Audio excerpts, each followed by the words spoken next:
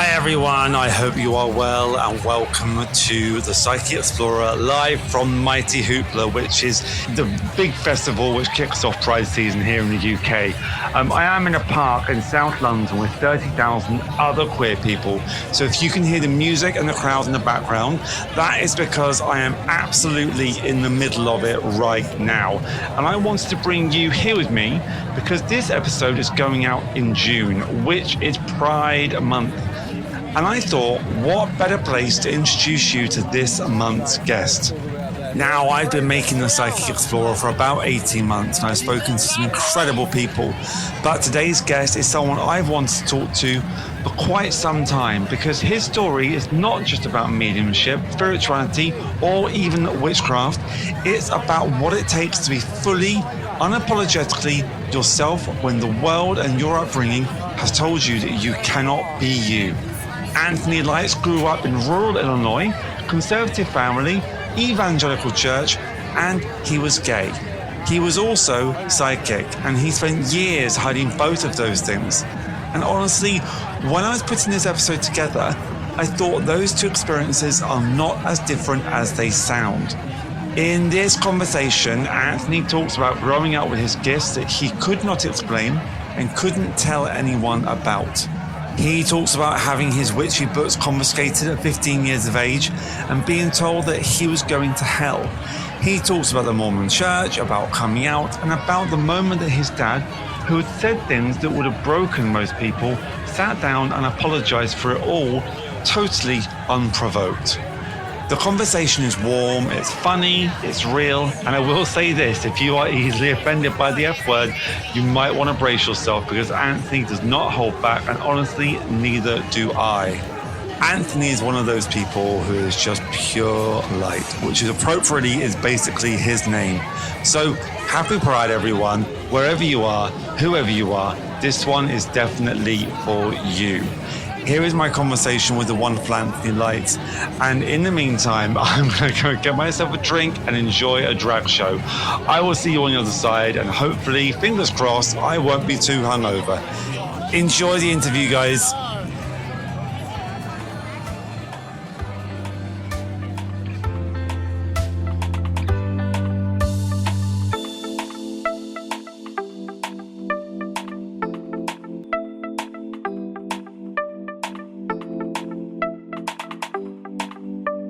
The amazing Anthony Lightz, everybody. Anthony, thank you so much for coming on to the Psychic Explorer. How are you? I'm amazing, and I appreciate that you called me amazing as well. That was very sweet. Absolutely. You know, when I first started tootling down this journey of psychic exploration, I listened to loads of podcasts, and Hailey B's podcast, Opening the Door. If you've not listened to it, listeners, go and listen to her podcast. It's really amazing. And Anthony, I think you were either her second or her first guest on her podcast. And it was so lovely. As soon as I heard you, I was really drawn to you because you were so bubbly, you were so light. And there are so many practitioners in this space who can make it quite dark and make it quite heavy and make it something very, very serious. And you were just so light. Thank you. Oh my God. I have to tell you that when I did my very first ever podcast recording with somebody, it was an old podcast with these two people in Australia, actually. And they did a recording and I thought to myself, who the fuck is going to want to listen to my shrill gay voice? And I just thought to myself, who would want to listen to this voice? And actually I get so many people when I say so many, like a handful of people who message me and they're like, oh my God, I could listen to you talk for hours. And I'm over here like, what? No. All those years of being called ma'am over the phone. Oh no, really? And at the drive-thru. I'm like, oh. Well, Anthony, would you mind just introducing yourself to the lovely listeners in your own words? Who are you? What do you do? And what is your practice? Absolutely. Well, hi guys. Hi everybody listening. My name is Anthony Lightz. I spell that Lightz. And truth be told, I spell it that way because my last name, my government name, is pronounced Lightz, but it's German and it's spelled Leitz. But I like Lightz in a way that people can pronounce it correctly. So, Anthony Lightz, I am a psychic medium. I live in St. Petersburg, Florida. I help run a really cool metaphysical shop here called Spellcrafter, where I also run my business where I read for people and I teach psychic development and other aspects of spirituality like witchcraft and, divination and all those fun things. And yeah, I'm living a dream. I actually tell people my husband is a dental hygienist. And when they ask us what we do, I'm like, yeah, he's got the adult job and I think is a good dynamic. What do they say? Opposites attract, right? Opposites attract. Absolutely. Okay, we are recording this for June, and June is traditionally Pride season. What do you guys have planned for Pride this year? What does Pride 2026 look like for you? Oh my gosh, I am going full slut mode for Pride this year. And I find that, so I'm from like a cornfield in Illinois. And so Pride I understand Pride to a different level, I think, than maybe for somebody who's from like a city or somewhere a little bit more progressive, So I really do love to go all out for Pride. We usually plan something for like every weekend because St. Petersburg actually has the biggest Pride in Florida. Does it really? I thought it would be Miami or Orlando or somewhere like that.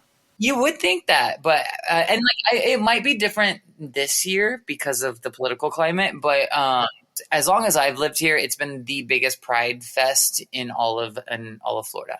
St. Pete is actually kind of like a big bubble in the state of Florida. So if you listeners out there, if you're not familiar with, or if you are familiar, I should say, with the state of Florida, you hear a lot of Florida man stories and all this type of stuff. And it's a real interesting type of place. But St. Petersburg is a little bit of a bubble where we're very gay. We're very artsy. We're very progressive here in St. Pete. We definitely have our, there's always going to be a little bit of something to deal with, but we're very lucky. So Pride Month for us is a huge month of all this expression. And, my husband and I really love to we love to get fun outfits. We like to, we are always going to different events.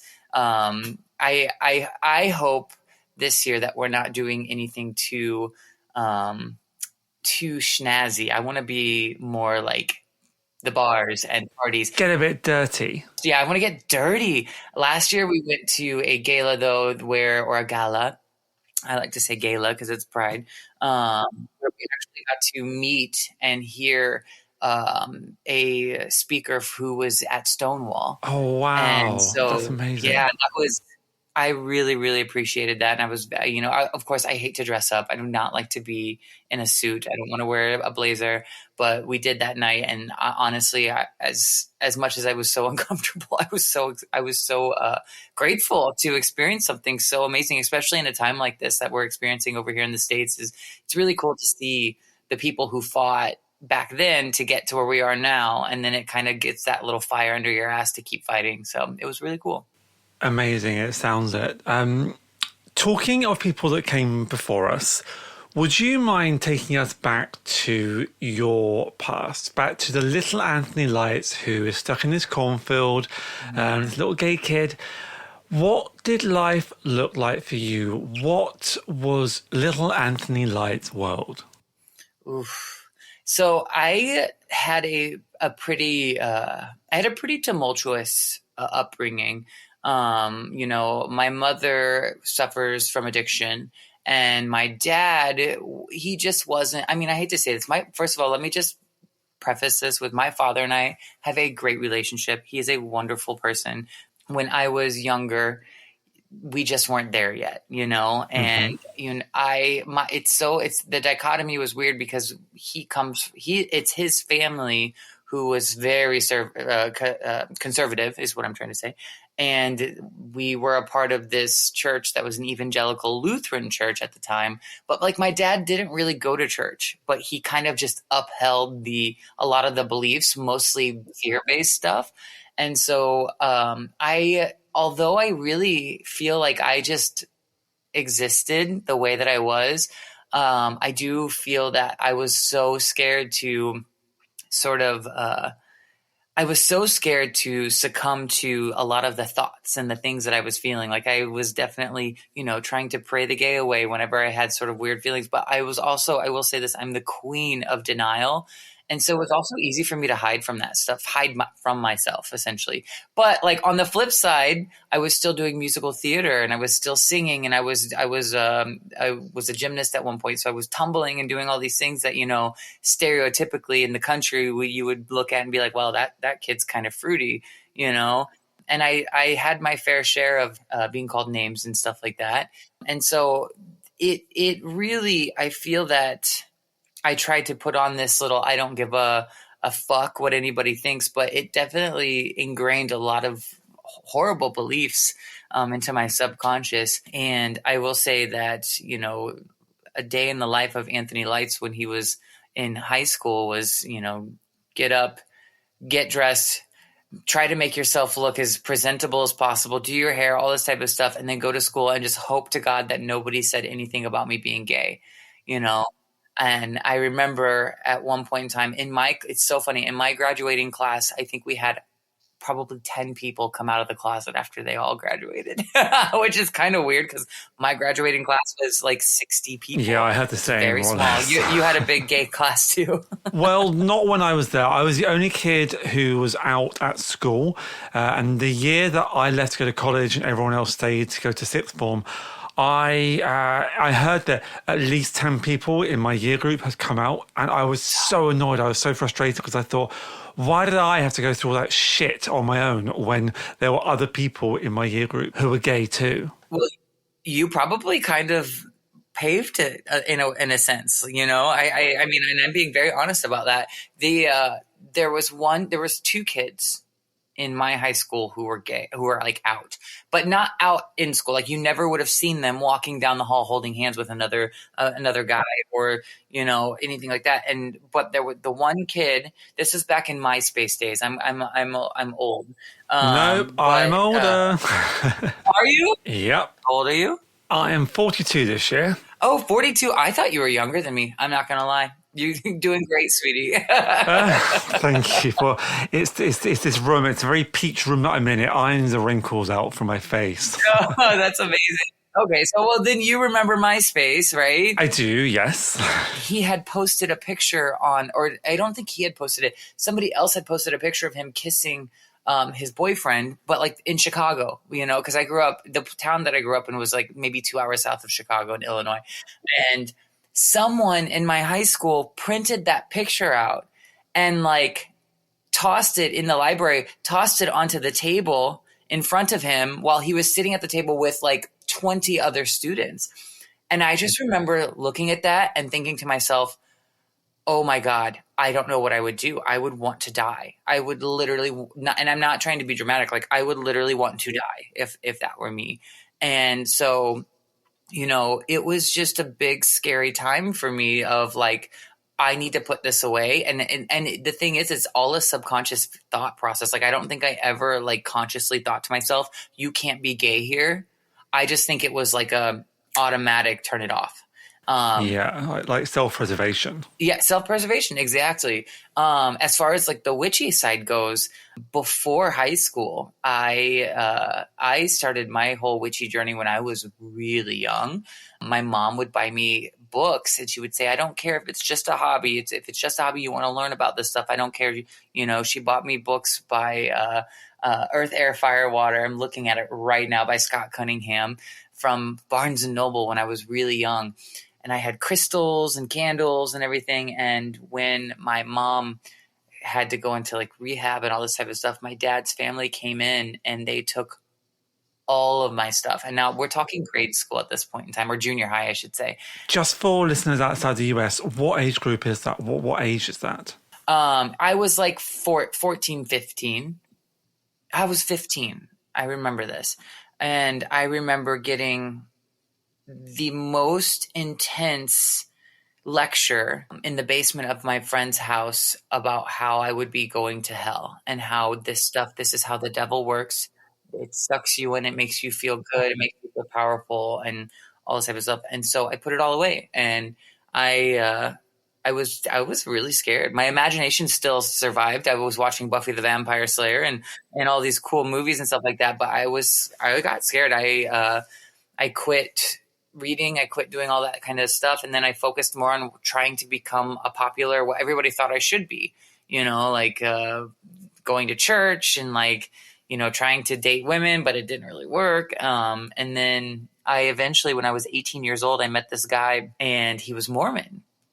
And he had, I wouldn't say convinced me. He had invited me and I was a little apprehensive, but I was like, whatever. I like you. You're nice. You're a good person. So I went to church with him and I realized, oh my God, this is like everything that I grew up in, except for these people are way nicer. And so he left on a mission. And while he was on his mission, I met someone who I'm now really good friends with. She was a sister missionary and she convinced me. She also like taught me and everything like that. And I hate to say convinced because I don't want to put her in a bad light. It does not say this. It did not take a lot of convincing, but I eventually got baptized into the Mormon church and spent about 3 to 4 years of my life like very diligently going to church until I then had my first like actual homosexual experience. And then boom. Boom, out the closet, baby. The beautiful thing, though, that I remember the most, and this is like part of a big reason why I like to do what we do here, is when I really stepped into that authentic version of myself, it was crazy. My dad, who had said horrible things about gay people when I was a kid, horrible things about how he couldn't live if he had a gay child, my dad just kind of woke up. I don't know what happened, but our relationship blossomed when I came out of the closet. He eventually apologized, unprovoked, apologized for everything that like I had to go through as a child, not just from that, like the horrible things that he would say, but like everything, like the things with my mom and like all this type of stuff. Like it was really, really crazy. And I kind of owe that to just like being brave enough to step into my own shoes and be like, yeah, I don't care, So yeah, that was a really cool experience. As you're saying this, the quote is coming to my mind. I don't know if it's a biblical quote or not, but the truth will set you free. Yeah. Literally, like not just for you, but for your dad as well. The moment you step into your authentic self, the sooner that relationship can bloom. I said to you before that I've been researching you, and not to sound too stalkery, but I've been listening to so many of the different podcasts that you've appeared on.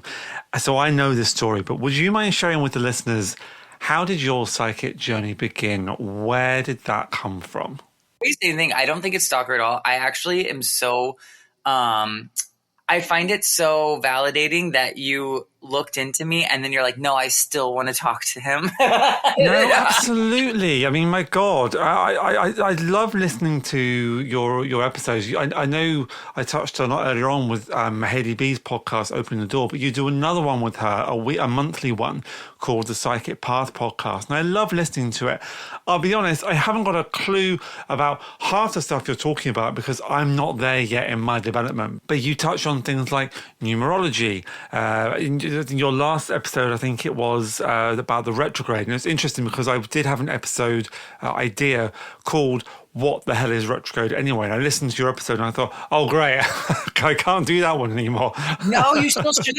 You still should, because you're going to have such a different take on it. And then also it's so fun to share. I think it's so fun to share personal experiences and how the retrograde affects you, because it's going to resonate with different people. That's why I love sharing my stories, because I just hope even if it resonates with one person and helps them be like, no, I can do this too. I feel like my life is worth it now, Yeah. So I think you should do it. But yeah. Oh, where did this start? Sorry, yeah, I went off on a bit of a tangent then. How did this begin for you? How did your psychic and mediumship journey begin? Yeah, so I had my very, very first like memorable visit experience from the world of spirit, is what I call it now, when I want to say it was 12 or 13, because my mom's mom, my grandmother Hope, passed away. And it was she wasn't sick. She was going in for an operation, and things went sour. They tried to save her. They worked on her for 9 hours. And by the time they also lived like 9 hours away. So we were driving down there. By the time we'd gotten to their house, she had already passed. And so this was my first big, aside from losing like animals, this was my first big death. This is a period of time where I didn't quite understand what was going on. And I was still, this was a little bit before I started like reading. My mom had got me my first book on witchcraft and all that kind of stuff. And every night that I would go to bed, I would pray to God. I would say, please tell Grandma Hope I said hello and I love her and all that kind of stuff. And I remember one night I would say almost a year later, I remember I was praying and there was just like something changed. I looked up and I just looked at the foot of my bed was like this energetic signature. I don't know how to explain it. Think of it, if I can paint a picture, it looked like a fuzzy white fog light type of thing, like hybrid. If you ever look at a candle and you look above the candle and you see the ripple of heat, that's kind of what it looks like, but a little bit fuzzier in the shape of a person. And for me, I don't know if I've explained it this way exactly, but it almost came in from the ceiling and came and stood at the end of the bed. And so the thing is I just remember looking at this and knowing that's my grandmother. Like, that is my grandmother. Grandma Hope is standing at the end of my bed right now. And I don't know how I knew it was her, because it was just like a blob that was in the shape of a person to me.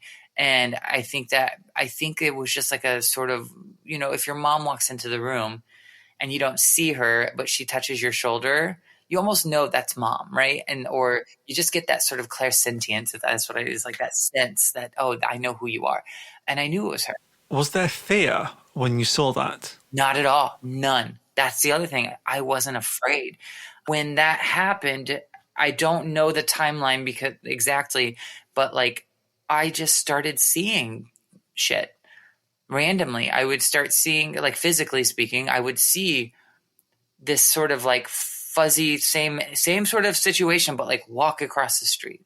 Or there in Illinois, there are very random, scattered throughout the countryside. There's like very random cemeteries and stuff. And like in some of the small towns, they would have like these big ass cemeteries where you could drive through it. And I remember my aunt, which would be Grandma Hope's daughter, my mom's sister, took us on a drive through a cemetery. And I remember just like being so floored, like, oh my God, I think that's a person walking right there, but not saying shit, and of course, because I'm like, who do you say this to? And I at one point in time, I had said something to my mom along the lines of like, hey, this weird stuff is happening. And my mom told me, and I think this is why she was so okay with me getting those books.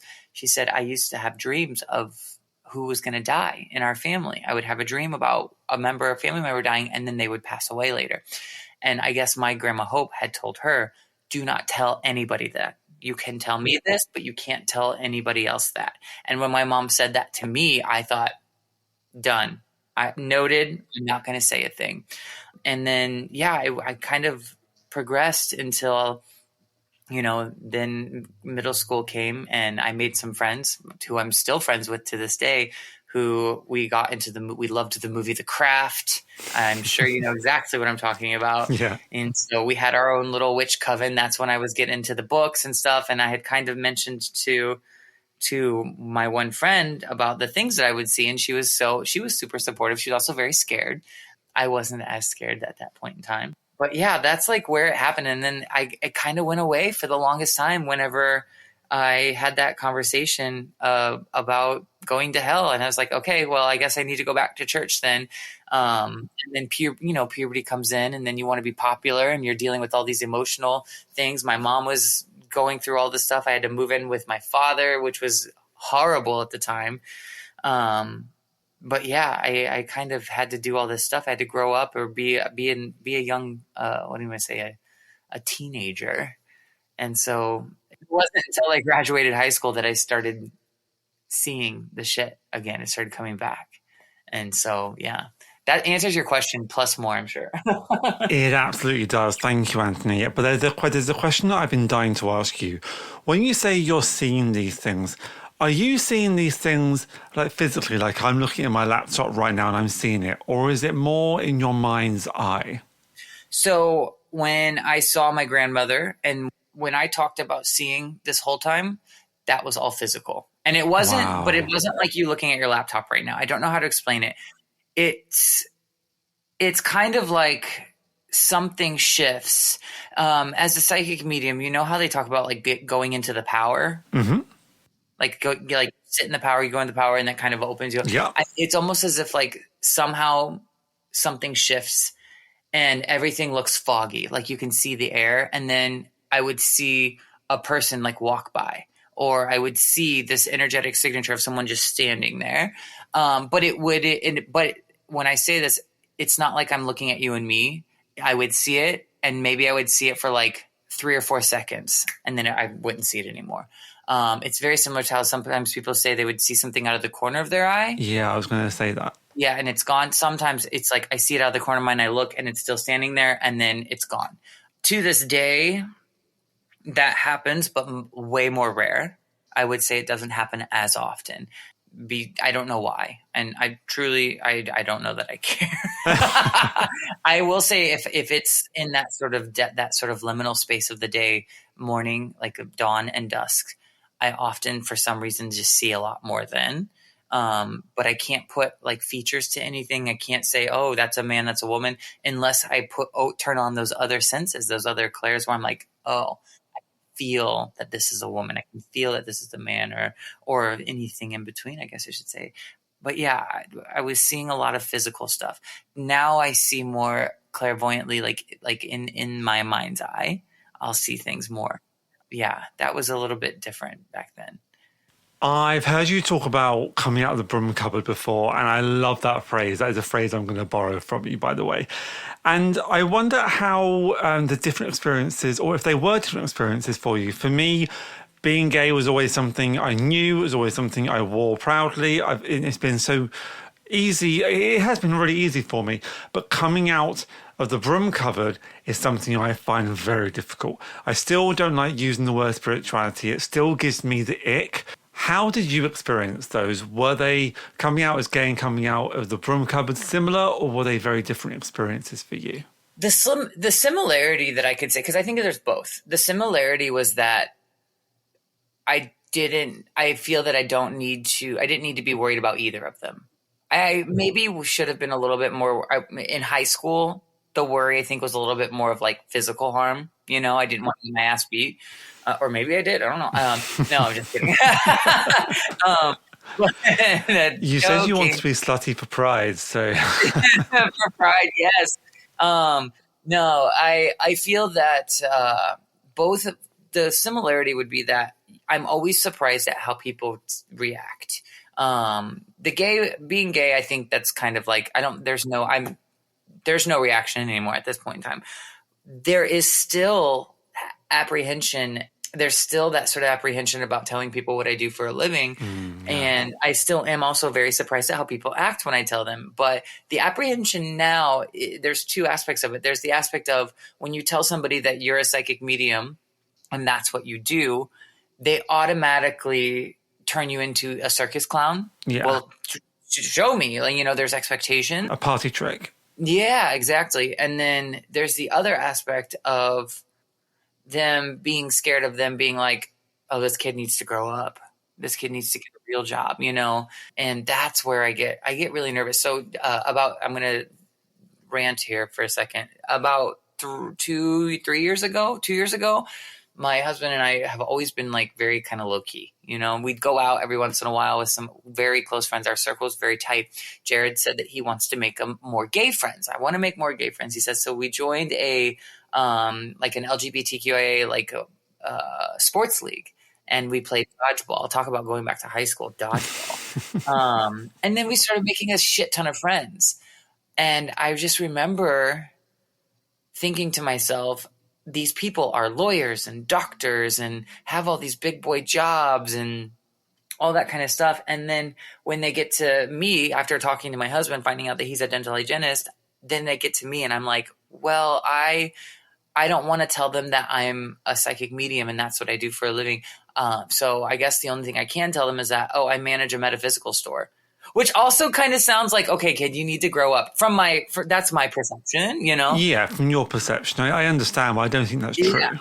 Yeah. And I've come to find out that it's not, because I feel that that's my own, that's that sort of self-doubt, that inner belief that was kind of given to me as growing up. My family was always you need to go to school. You need to either become a farmer, just like the rest of the family, or something that is going to have a salary and a pension and all this type of shit. And I'm over here be I flip cards for a living, or, I talk to dead people, but here's the thing.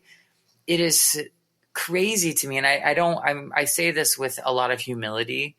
But stepping onto this path has brought me so much monetary abundance in a way that I never thought I could. And I only think that is because I fully stepped into something that I was supposed to, And so my husband, it's so funny, we'll be talking about it, and Jared will be like, yeah, he makes more than I do.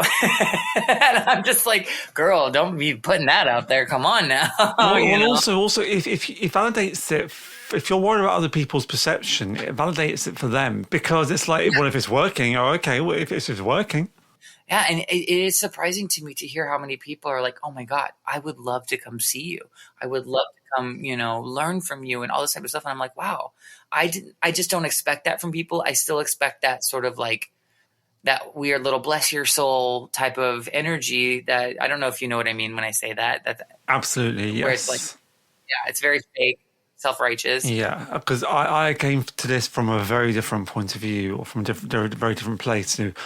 I came to this from grief. And when I tell people this is what I do, or I'm looking into this, my worry, my perception is that they're going to think, oh, okay, he's not over his grief, or he wants to get the person he lost back, and he can't accept that that's not the case. So that's how I worry about it.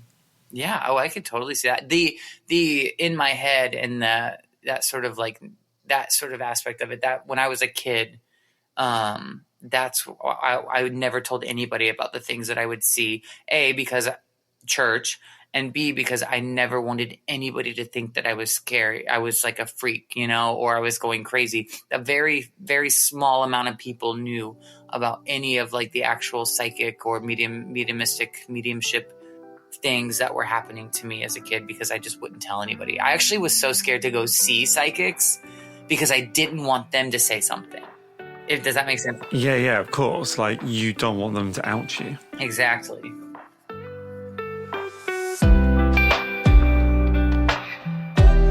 I love listening to other people's origin stories, and Anthony's is no different. Anthony, thank you so much for your time. Thank you so much for your vulnerability, for sharing your story. Is Anthony's story ringing true to you? Is his journey chiming with yours? I'd love to know. You can find me at the.psychic.explorer. You can seek me out on Facebook, Threads, Instagram, TikTok, all of them. Come and say hello. I don't bite. And if you know someone who you think would love this episode, feel free to share it. I'd love it if you could rate it, follow, and share. Share the love, share the journey, share the stories.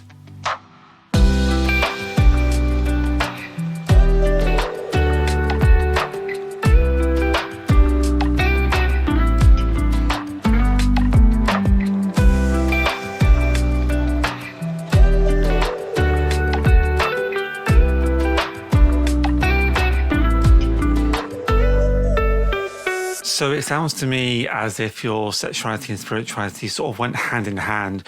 You understood you were gay, but you didn't want to maybe acknowledge it. You knew you had this spooky side to you as well, but that was sort of put down by other people.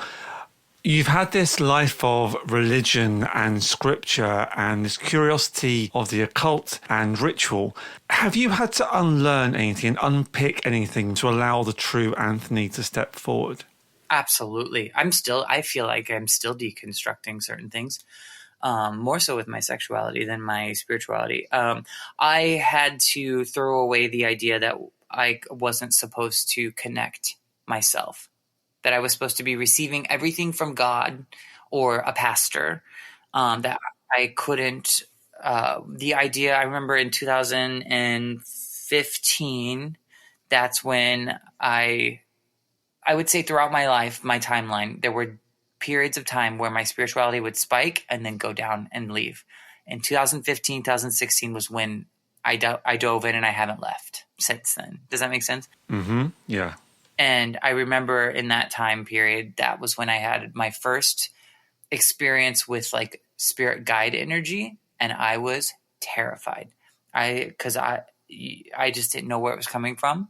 I didn't want to connect to anything like that because I was like, well, what if it's evil? What if it's something that was going to, try to get me to do horrible things, demonic, all those sort of buzzwords that structured religion will try to kind of embed in you to scare you away from thinking for yourself.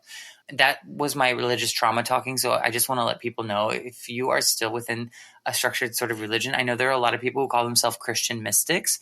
I love that for you. And I do not like put what I'm saying and my opinions on you at all. But from where I come from, in my experience, you're taught not to use tarot cards, not to try any sort of divination or to connect to spirit guides and stuff, because those were all demonic. And when you really uncover it all, it's a matter of don't think for yourself. Think the way we want you to. And it is unfortunate. Now, I don't think that every church is like that. I think there are some churches who are a little bit more free thinking, and that's great. Still not for me. But my little disclaimer and my I just don't want to hurt anybody's feelings, No, we have to be respectful, but at the same time, it goes both ways. Yeah, I agree. Absolutely.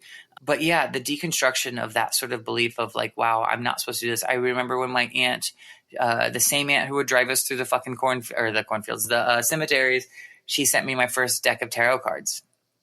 And I was terrified. I was like, oh my God, do I do this?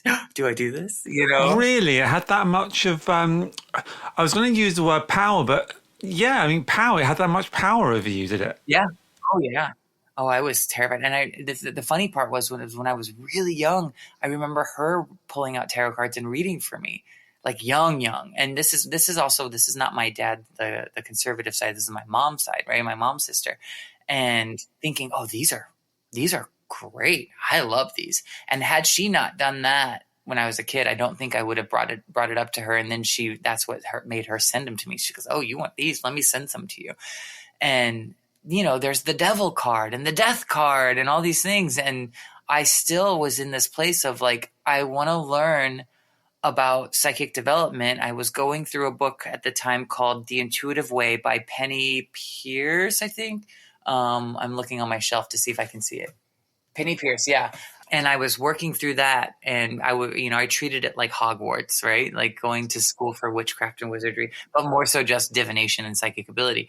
And that's when my aunt sent me those cards, and I just remember thinking, do I want to try this? And I did it for a few weeks, maybe even a couple months, and then I put it away because I was like, I went through that. I feel like a lot of people just where their readings get a little bit scary, or they're interpreting things a little bit more in a scary way. And then eventually I got them back out and I started using them again. And I really haven't put them down since. No. And I know that I've heard you say that shuffling helps you channel. We all have our different things. Tyler Henry has his scribbles and you have your shuffling. And what I find really beautiful is that the thing that helps you is the thing that was first gifted to you as you started your journey on this path. Oh, I didn't even think of it that way, Matt. That's so sweet. You're welcome. You're welcome. You can have that one. Thank you.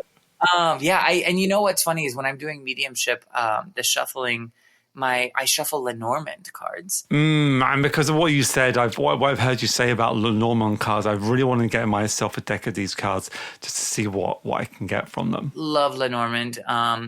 I don't know that I read them. I do read them the way Lenormand is meant to be read, I guess, but not always do I do that. My experiences with Lenormand are, I would say, akin to using a Ouija board sometimes, in the sense of they sort of confirm, I'm talking to somebody saying, oh, your grandmother is with us or your mom's with us and blah, blah, blah. And I get these little confirmations that prove, that kind of say, yep, this is mom. She's talking about what happened.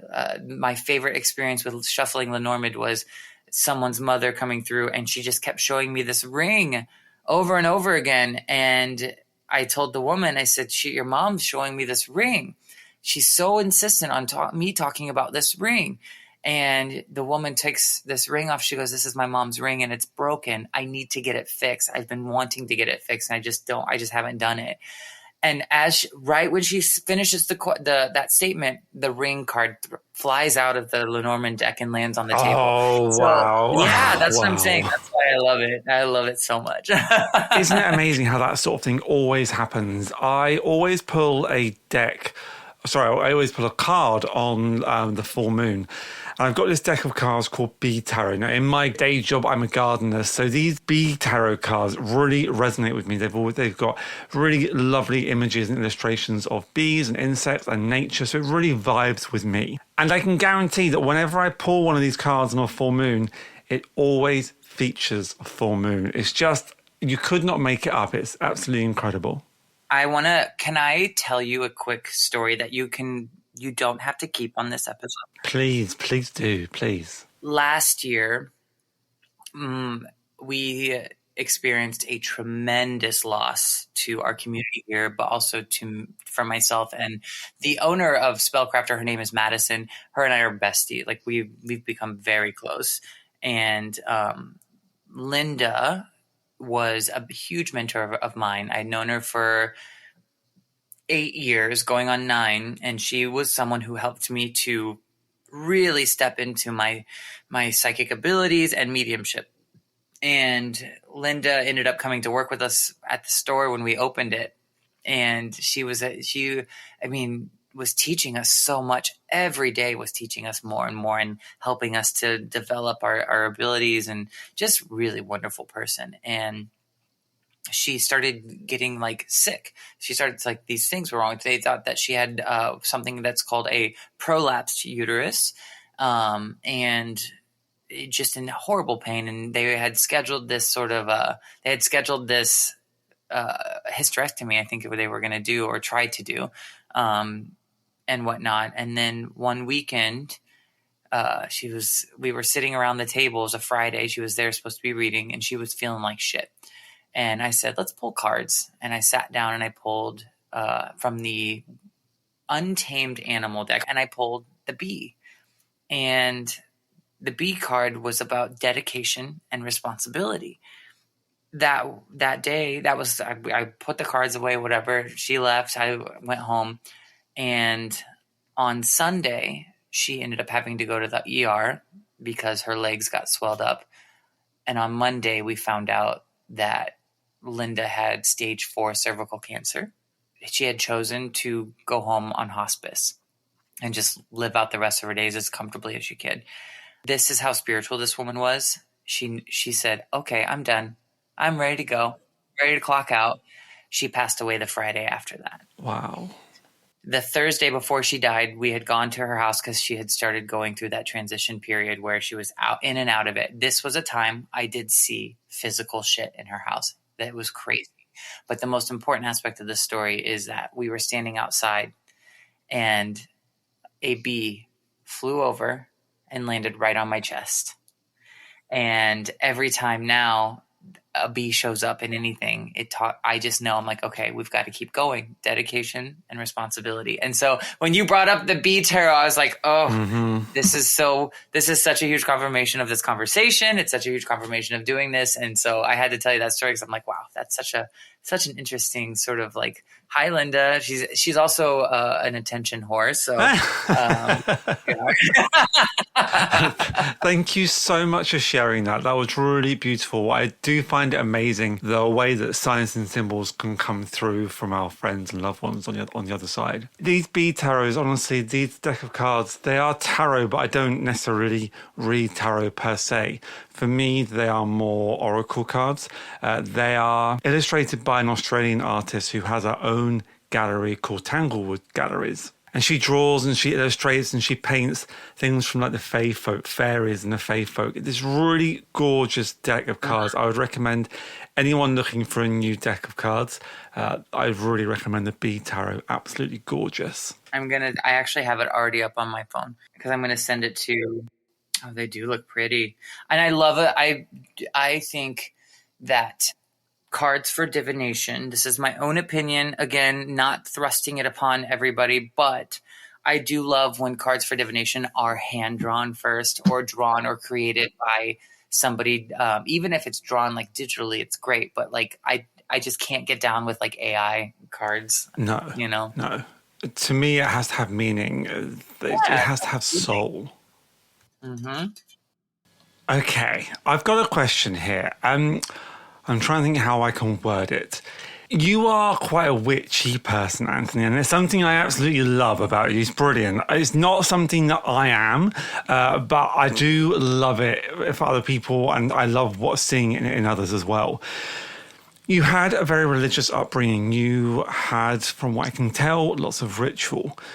Do you think you would be this witchy? Would you still be this witchy person if you hadn't have had that ritual that threaded through your life so far, do you think?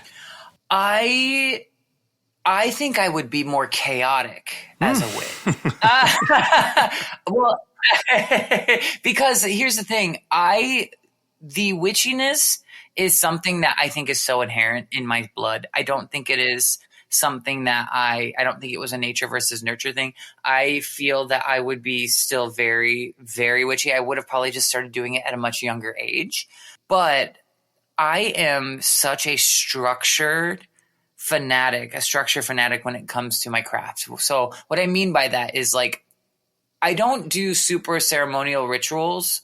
Like I'm not a ceremonial witch, as some people would call them, but I do love to, like, if I'm going to do spell work, I will come up and write down an ingredients list like I'm doing a cooking show.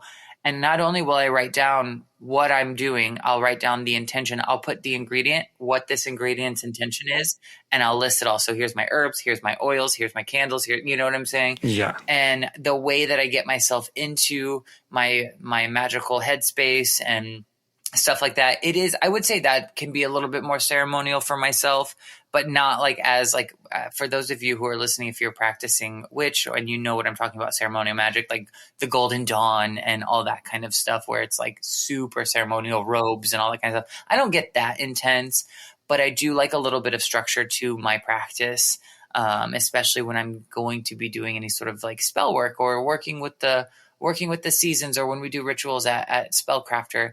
You know, we do have a kind of a setup that I like. I feel like if I did not grow up with that sort of structured religion, I probably wouldn't be as structured with my practice, if that makes sense.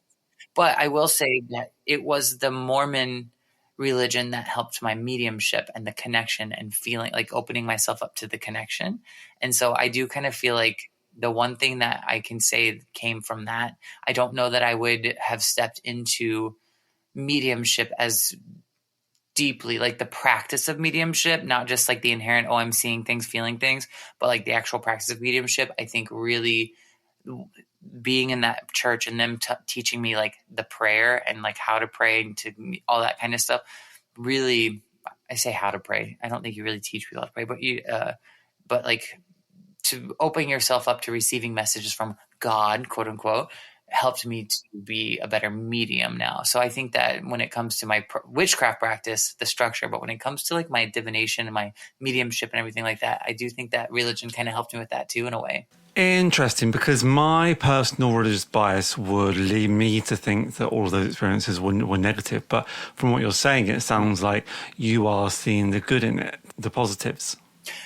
No, I do see it as I do see a lot of positives. I do see a lot of negatives, but like there is definitely a lot. Like what I said earlier, like my fear of talking to guides and reading the cards and stuff like that. I have more of a negative connection when it comes to my sexuality to structured religion, if that makes any sense. I do get really pissed off about Christianity, you know, and all of the stealing, Yeah. like the hijacking of Christmas, you know, Yule, the hijacking of Astara, and even down to like Beltane and the summer solstice, like all that kind of stuff. Like I really get a little irritated about that, but now I don't get as irritated as I used to. Now I kind of laugh about it.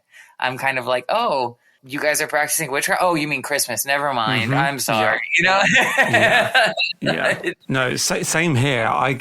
My family used to get really annoyed with me because I was so serious about it. And they used to say to me, Matt, just lighten up. It's fine. But I was like, no, it matters. The origin of these things, they really matter. Yeah, the origin of things does matter a lot. And I think that was one of the things that really helped me to step away from religion so much, was kind of coming to that conclusion of, wow, everything that I grew up doing for Christmas comes from this pagan like outlook, this pagan place of, you know, everything, Santa Claus, right? The tree, the candles, all that kind of stuff comes from this place of magic and beauty and the earth.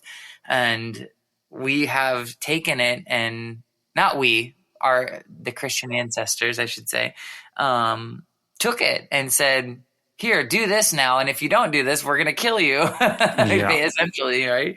That's where it becomes like, oh my God. But yeah, that was a huge jumping off point for me of saying, oh yeah, this is not meant for me whatsoever. Thank you so much for sharing your stories. Thank you so much for sharing your journey with us. I really appreciate it. Before we do wrap up for this episode, if you're up for it, I'd like to hit you with a few quick fire questions, if that's all right. Yeah, let's do it. A bit of fun for Pride season. Witch or medium? If you had to pick one label, what one would it be? Ooh, one label, witch or medium. I think I would do medium. Yeah? I think that's where I'm of the most service. And what I think that the thing is I think all witches are mediums anyway. So I'm like, I'm just going to go with medium because I think I do also feel like it's more digestible. Mm-hmm. I think that I really resonate with the label of medium, and as much as I do witch, but I do kind of feel like if I had to step into one for the rest of my life, I would take the label of medium, but I would still be doing all my witchy shit. I love it. Love it. Okay, second question. A song that is completely your personal anthem. You know what? Lady Gaga, I Was Born This Way. That is my anthem. I tell people all the time, authenticity breeds abundance. And what I mean by that is that when you are living according to how you were designed to live, that's when everything falls into place. That's when everything works out. And so be yourself, be who you're meant to be. And also, if you can't figure that out, then figure out who you're meant to be. And it's okay to go on that journey. Absolutely. What a gorgeous message. Okay, number 3. What would be your drag name? Oh, shit. I don't know. Oh, my God. My husband and I play this game all the time, and I never land on one. I don't know. I had a really good one. I'm going to let you give me a drag name. Oh, God. Don't do that to me. I'm a really bad gay. I really haven't got a clue. I don't either. I feel like we had... Jared is obsessed. My husband is the Rain Man of RuPaul's Drag Race. And I hope that is not an offensive thing to say. But I say that because he can literally hear a song and say, oh, this was season 4, episode 5. Oh, God, mine is exactly the same. Can hear one song, watch one film or one TV show, knows exactly what the lyrics are, knows exactly who the cast members are, and it's like got some sort of crazy brain that just retains this information, yet cannot, for the life of him, find his car keys. It's so fucking annoying. That's Jared. That's my husband. I feel like if I had a drag name, it'd probably be something like really... I love naming like objects. So I have a porch goose that was gifted to me, and I named her Stacy. And so I think I would want like a name, like a really basic white girl name, like Stacy or Amber, and then something real slutty for like the last name, like Stacy Vagina or something stupid. Well, this shows how bad of a gay I am, right? I've just cheated. I just typed into Google drag names for psychics, and this is what comes up. Clairvoyant. Oh, that's cute. Why didn't I think of that? Now that pisses me off. Apparently this one's for a tarot reader. Anna Graham. I don't get that reference. I'm not sure. Anagram? Oh, maybe, yeah. I still don't get the reference to psychics. But Divina Nation? Divina Nation. I like that one. Yeah, I'm a fan of that one. Divina Nation. I like that one. Wow. Now that makes me want to, like, I don't know, psychotic medium? No, I'm joking. Okay, final quick fire question. I'm sure you are very popular, Anthony. I'm sure your WhatsApp groups are firing off at all times. If your spirit team were to have a WhatsApp group for you, what would it be called? Oh my God. It would probably be called "Should I Mute This Group Chat?" Because I will say this, the advice I give people all the time is like, don't ask the same question over and over again. And if you're getting the same answer, I am so guilty. I'm so guilty of like saying, please show me the sign for this. Please show me a sign for this, and I do feel that, or they'd probably also name it, "Why is he crying?" I'm a Cancer. So I ask my guides a lot of times some of the same questions over and over again, whether it be through tarot or I use the pendulum a lot. Or if I'm in meditation, I'm always asking for that. Like, am I doing the right shit right now? Am I going the right direction? All this type of stuff. And so I feel like I do feel this sort of sense of like, shut the fuck up, like quit asking the same shit again. We'll tell you if you're off. If I were them, I would mute me. Truthfully, I'll be honest with you. I bug them more than I bug like my actual like physical friends and family. Let's have a RuPaul moment. Let's pretend I've got a picture here of 6-year-old Anthony Lightz in Cornfield, Illinois. What would you say to little Anthony, knowing the journey that you have had so far?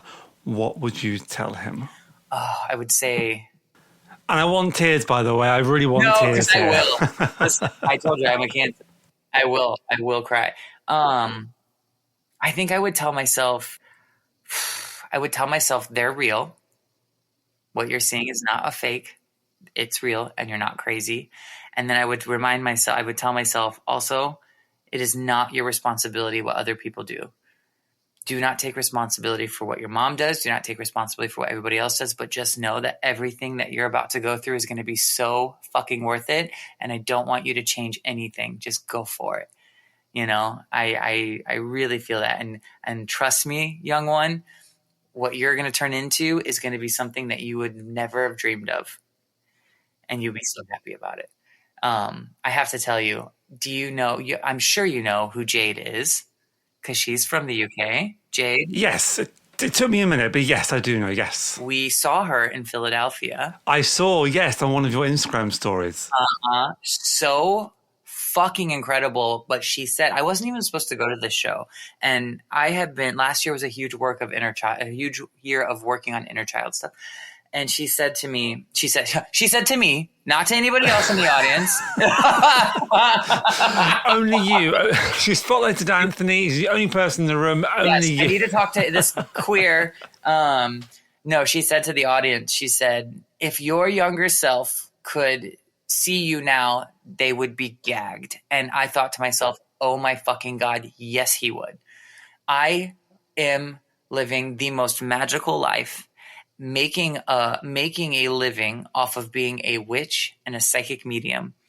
And if my younger self, if I could go back to that little boy watching Buffy the Vampire Slayer and, just like in awe and having all these beautiful imaginary thoughts and drawing these things and all this type of stuff.